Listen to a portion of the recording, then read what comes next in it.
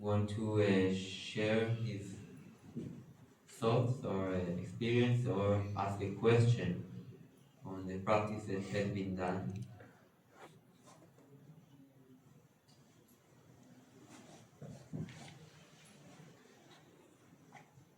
Um, yes, Bhartiji. My experience has been that even though I was trying to focus and put my mind on the activity of walking and how I was feeling under the feet also, because the ground was uneven. So somewhere it was high, somewhere low, somewhere I tilted. While I was doing that, it was not easy to control the mind, and it would definitely go out of the focus and think of something else. But I have been practicing walking meditation, and all along my experience has been similar, that I have to bring back my mind to what I was doing. And I did not get distracted here or there, but this is one thing that I have had to cultivate more and more. मैं हिंदी में बता दूं? Okay, yes. Yeah. मैं ये कह रही हूँ, मेरा जो अनुभव हुआ है और अभी भी वही अनुभव हो रहा है कि मैं जब चल रही थी तो मेरा ध्यान मेरे पैरों के नीचे मुझे कैसा फील होता है, कैसा अनुभव हो रहा है, कभी ऊपर आता है जमीन, कभी नीचे, कभी पैर इधर उधर हो जाता था, क्योंकि जो जमीन थी वो एक सी नहीं थी। मगर तो भी मेरा माइंड में कभी कोई ना कोई और विचार आ जाता था बीच बीच में। तो मुझे लगता है अभी मुझे और ध्यान देने की ज़रूरत है कि जहाँ पे मैं अपना माइंड लगा रही हूँ वहाँ पे रहे, और दूसरे जो विचार आ जाते हैं बीच बीच में उसको मैं और ख़त्म करूँ। शुक्रिया। Thank you very much for sharing, Simon. I have one recommendation for all of us. When we see that the practice is not really, we are not really in the practice, so perhaps we try and we are sometimes in, sometimes out, in, out, and there is no sense of momentum in the practice. It doesn't get kind of into a, we are not sucked into the practice. We are still half in, half out. My recommendation is actually, for example, in walking meditation, to shorten the path. Walk just few steps. For example, decide if the path is 15 steps, to do it 7 steps. And then make the determination, okay, until the end I will walk each and every step with mindfulness. This gives a lot of confidence and sense of control in the practice, because one of actually 7 steps is something that I can do. If 7 steps is too much, then do 4 steps. But then one say, okay, I just have this task, and I will raise myself to do it. After 4 steps, I will recognize that I did it well. Then I will do another decision to do 4 steps and do it correctly. And gradually one builds the momentum. It is like one go on a trip with a dog, okay? Now if one has a very long strap tied to the dog, then the dog come in, come out, wander here and there, and it's very difficult to control. But if one go with a short strap, and the dog gradually understands that whenever he pull out, one pulls him back. Then after some time, the dog gets used to the idea that he will be pulled back every time, so he gives up the intention to run far away. Then gradually one can let a longer strap. So in the same way, when we practice walking meditation, we can see that we don't really get into control. It's actually back and forth, no momentum is being built, and better to shorten it and just focus on getting the sense of control. For beginning, it's important. Just to let go of everything from beginning is usually end up with being scattered. So having a short path, maybe 4 steps, 7 steps, and then observing, did I make it? Is my mind ready? It's not about so much a sense of self, but is my mind ready to take commitment to be mindful for 4 steps? Then one does it, one gets the confidence. Okay, I can do it. Now I will do it again. I put myself again to the test. Let me do another 4 steps. When one is not daunted by a sense of, oh, I have to go 20 steps mindfully, and the soil is uneven. Then when one gets daunted, then it's very difficult actually to collect oneself. But when one say, okay, 4 steps, I just do it. Then one does it, one say, okay, another 4 steps. Then bit by bit, one gets a sense of confidence, and one can lengthen the path. Just like lengthening the strap for a dog, eventually one can let go completely of the strap, and he knows that the dogs trust him and will follow him. And it's actually also applicable also to other practices like sitting practice, but this is another time. So that's a strong recommendation. Simply like the rule that we had in Anachal. If one sees that one falls asleep 3 times, one nods 3 times, one has to stop and change the practice.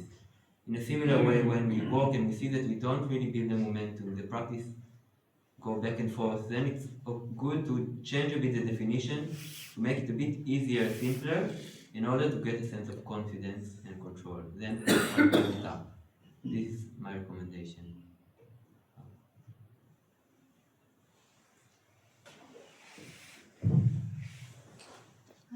I found the recollection that I was doing after each round very helpful in again getting the momentum to make it better than what I did previously in the previous round.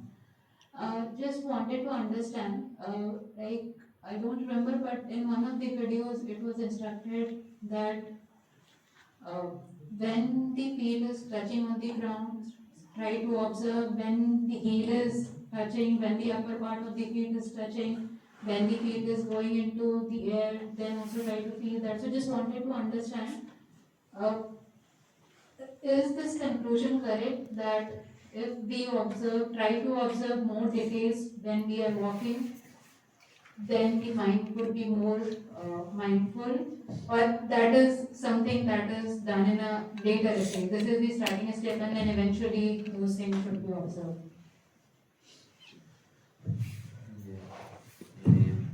Okay. Perhaps we will not translate now, but if somebody would like a translation later, maybe we can see if somebody can help with it. Then maybe can come to me and ask, and the person who knows to translate can also be there, and then we record it what happened, okay? Because it's a bit, the time is not sure, and it's still sitting to be done. So, there are many ways of practicing, many kinds of exercises one can define for oneself. So what I mentioned was actually to start with a simple one, rather than start with a lot of details and then after sometimes one doesn't know if he did it well.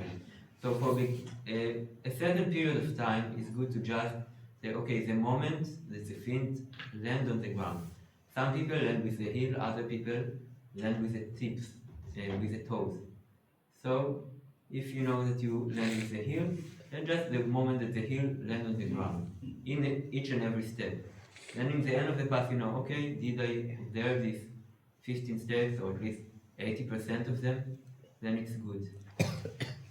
Later on, at some point, after you get some experience with this specific exercise, you can take another exercise. For example, the moment that the foot is lifted from the ground, or lift, move, land.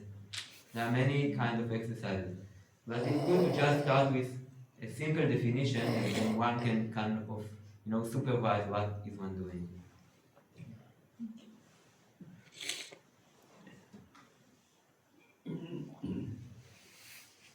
And it's not that the more important thing is to observe as many details as possible. Actually, for many practitioners, it's more about continuance of being in the exercise for a long period of time and having this kind of momentum being built. rather than, okay, being very, very focused for some short period of time, then the mind goes for 5 minutes thinking about all kinds of things, coming back, being very focused on few details, then just, okay, each and every step, at least one moment I know that I'm mindful.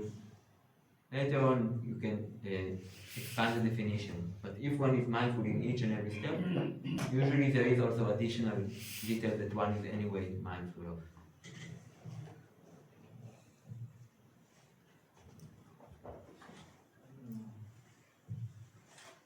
Okay, so,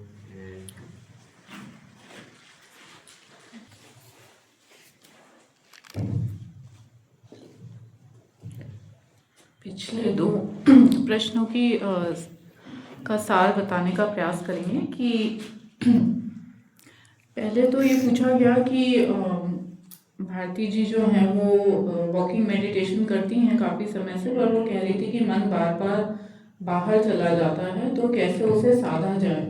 तो अजान ने कहा कि ऐसा होता है कि कई बार ना हम साधना के अंदर है ना बाहर है, बार बार अंदर बाहर चित्त जो है वो जा रहा है।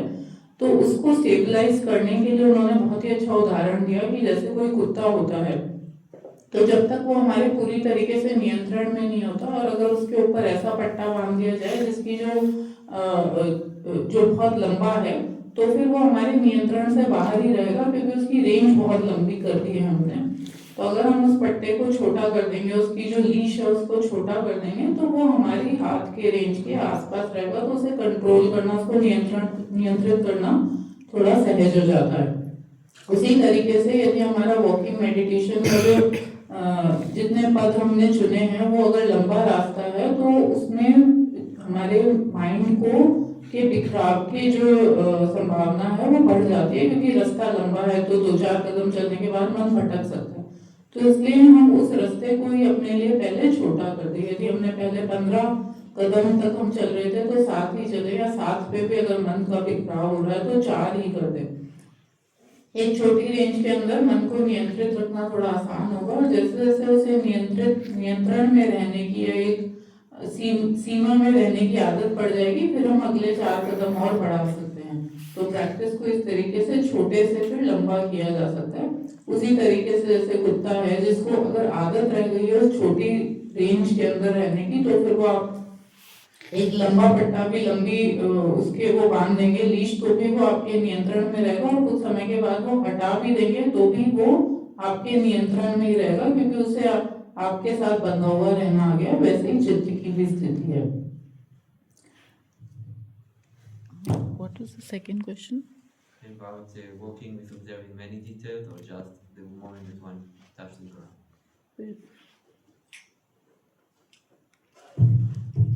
दूसरा प्रश्न था कि जब हम अपने कदम ताल कर रहे हैं तो कहीं पे ऐसे भी सुनने में आता है कि आप पैर के उठने को देखिए, फिर जमीन पे रखा जा रहा है, एड़ी पहले आ रही है या पंजा, इस तरीके से उंगलियां पहले आ रही है पैर की। तो कितनी बारीकियों को हम जाने।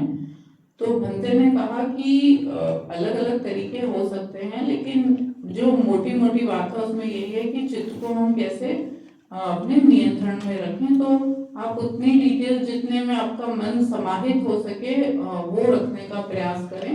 और इसका कोई रूल नहीं है कि पहले हमें अपने पैर की जो उंगलियां हैं उन्हें नीचे रखना है या एड़ी रखनी है। मोटी मोटी बात यह है कि जो आपका मन है वो आपकी साधना के साथ बंधा हुआ रहे, और इसके अंदर वही जो हम अपने छंद को बार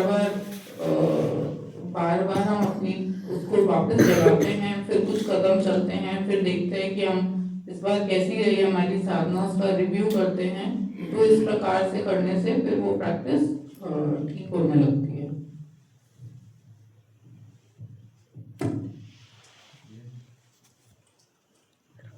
Okay, so just as Ravna said, that she found that it's very helpful for her at each time that she gets to the end of the path to give the reflection and some kind of instruction for herself.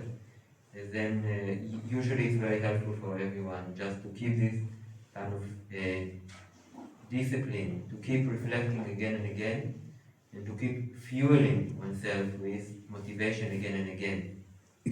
what often happens is that at the beginning of the practice there is clarity, and then later on, maybe because goes well or because it doesn't go well at some point, it's difficult to keep the discipline of keeping kind of reflecting on the practice and encouraging oneself. And then it's difficult to get more into the practice. So yeah, just to keep this kind of, as a general rule, when one gets to the other side, to do the reflection is a very good foundation.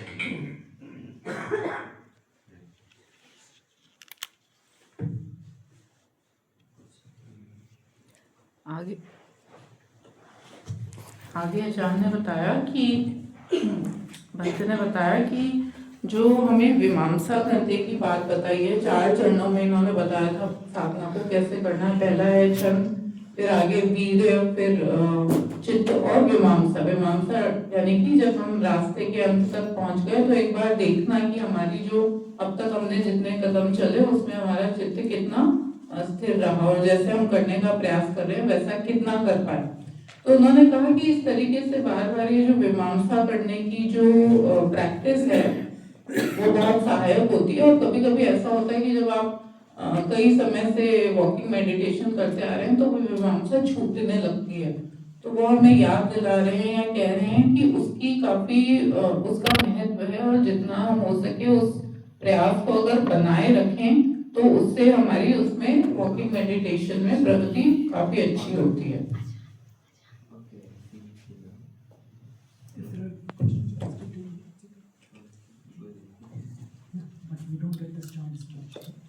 तो walking meditation के सिलसिले में अगर कुछ और चर्चा करनी है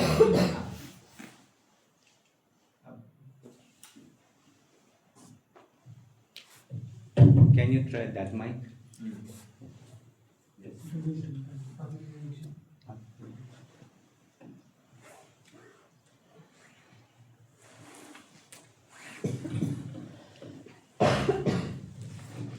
अगर वॉकिंग मेडिटेशन के सिलसिले में और हमें कुछ चर्चा करनी है, हम थोड़ी देर और कर सकते हैं, फिर बैठ सकते हैं। आप को कुछ मदद हुई? आपने कल, हाँ बताएं, कुछ आपको कुछ कहना है? जी जी। और अभी हमारे पास जो लोग रह रहे हैं, हमारे पास हर दिन मौका है अभी, तो हम खुद भी कर सकते हैं प्रैक्टिस और फिर चर्चा भी कर सकते हैं। आप देखेंगे हमारी मोनेस्ट्रीज में कई भिक्षु ऐसे हैं जो साधना का मुख्य उनका जो तरीका है वो एक्चुअली वॉकिंग का है। हमें शायद ऐसी धारणा है कि मेडिटेशन का मतलब है हमें बैठ के आंख बंद करके कुछ फोकस करना है। साधना की परिभाषा काफ़ी ब्रॉड है और वॉकिंग में भी हम गुरुजी से रिक्वेस्ट कर सकते हैं हमें अन्य आलम्बनों के बारे में भी वो बता सकते हैं। अभी जो उन्होंने आलम्बन बताया वो सबसे बेसिक सहज आलम्बन है, मन को समाहित करने का, लेकिन अन्य आलम्बन भी हो सकते हैं, है ना। तो वॉकिंग तो केवल एक शरीर की अवस्था है, उसमें हम उस अवस्था में क्या कर रहे हैं, वो हम क्या करना चाहते हैं, हमारा मकसद क्या है, उस पर निर्भर करता है। तो इस तरह से भी हम एक्सपेरिमेंट कर सकते हैं। उदाहरण के तौर पे सुबह टिपिकली हम में से कईयों को, मुझे भी पूरी तरीके से नींद खुली नहीं होती है, खुली भी होती है तो वापस आ जाती है बैठने पर, है ना। तो टिपिकली सुबह कम से कम मैं केवल वॉकिंग ही करता हूँ। आपने देखा होगा बाहर एक मोमबत्ती पड़ी है, यूजुअली मैं ऐसा ही करता हूँ। तो मैं अपना उदाहरण दे रहा हूँ, आप लोग भी ट्राई कर सकते हैं। ये कोई ऐसा कोई नियम तो है नहीं कि हमें बैठना ही है। तो हम जितना जिस अवस्था को प्रैक्टिस करेंगे उतना ही हमारी उसमें कुशलता बढ़ती चली जाएगी। तो मेरा इंकरेजमेंट है, अभी तो मौसम बहुत अच्छा है, हम आराम से बाहर काफ़ी लंबे समय वॉकिंग कर सकते हैं। फिर हम उसके आधार पे और प्रश्न पूछ सकते हैं और क्लैरिटी प्राप्त कर सकते हैं।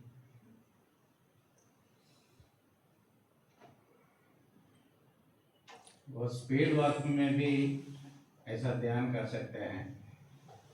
स्पीड वॉकिंग मतलब जल्दी जल्दी।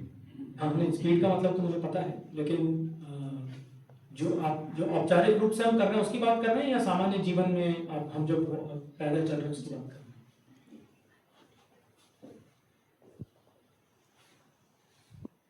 अब जो हम इस वॉकिंग मेडिटेशन पाथ पे कर रहे हैं उसकी बात कर रहे हैं? हाँ, तो ध्यान हम जल्दी जल्दी करने भी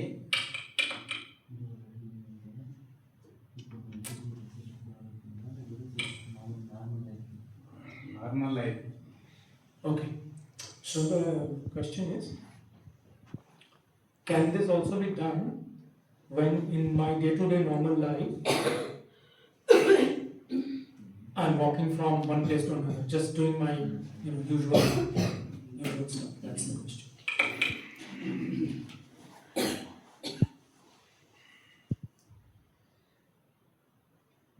Yes. Yes, to some extent, of course. It's good if you can encourage yourself to practice in all kinds of situations, whether you are standing, walking, or seated, or even lying down. As Dr. Liam actually often teach us, when we finish meditation and start, for example, doing work, it's not the end of meditation. It is just a change of the posture of meditation. You can hold it up again so you can test it. You can hold up the mic again. Turn on it. It's on. Okay. So, in this way, one can actually use every moment to practice. In fact, the breath, for example, is always with us, so we can put our mind into the breath as well. But there is also a great benefit in dedicating certain time, which is solely directed to cultivating mindfulness, while putting other aims and goals aside.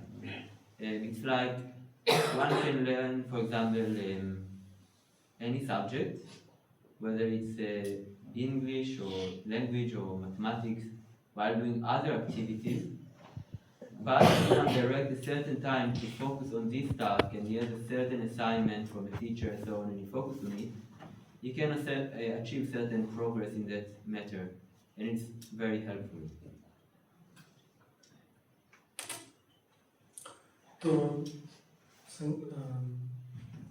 मुझे ऐसा बता रहे हैं कि हमें ऐसा पहली बात तो हमें ऐसा नहीं समझना चाहिए कि साधना केवल तो हम औपचारिक तरीके से 1 घंटा या 2 घंटा करते हैं, केवल साधना, ऐसी बात नहीं है। खास करके जो डॉक्टर लियम है या जो अन्य आचार्य हैं वो इस बात पे बहुत बल देते हैं कि साधना की निरंतरता का अर्थ ये है कि मैं जीवन में जो भी कर रहा हूँ उस गतिविधि में मेरी सजगता बनी हुई है। तो अगर हम जीवन में कुछ काम कर रहे हैं, इधर से उधर जा रहे हैं, तो वो भी उस दौरान भी मेरी सजगता बनी रह सकती है। एक तो ये बात है। दूसरा, जब हम रोजमर्रा के काम कर रहे हैं तो पैदल तो चल ही रहे हैं, बट साथ ही साथ सांस तो लगातार बनी ही हुई है। तो सांस की जानकारी के लिए जरूरी नहीं है कि एक विशेष आसन, एक विशेष शारीरिक परिस्थिति ही हो, ऐसा जरूरी नहीं है। हम जो भी काम कर रहे हैं उसमें हमारा जो डिफॉल्ट ऑब्जेक्ट है, वो डिफॉल्ट अटेंशन की जगह है, वो सांस रह सकती है। 2 बातें। तीसरी बात, अब इसका ये मतलब नहीं है कि मैं दिन में कुछ समय औपचारिक रूप से साधना के ना रखूं, उसका अपना महत्व है। तो संक्षिप्त में हम औपचारिक जो 1 घंटा 2 घंटा जो भी हमारे पास, उसमें अलग अलग शरीर की अवस्थाओं में अपने आप को ट्रेन करें, नंबर 1। नंबर 2, जब हम औपचारिक साधना नहीं कर रहे हैं, रोजमर्रा की जीवन जी रहे हैं, उसको भी साधना का अवसर बनाएं। बेसिकली ये बात।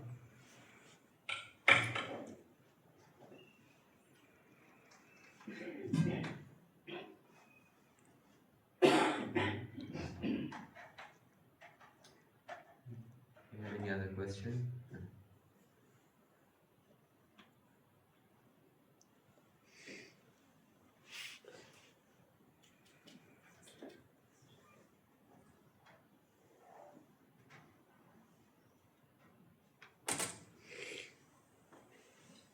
Okay, then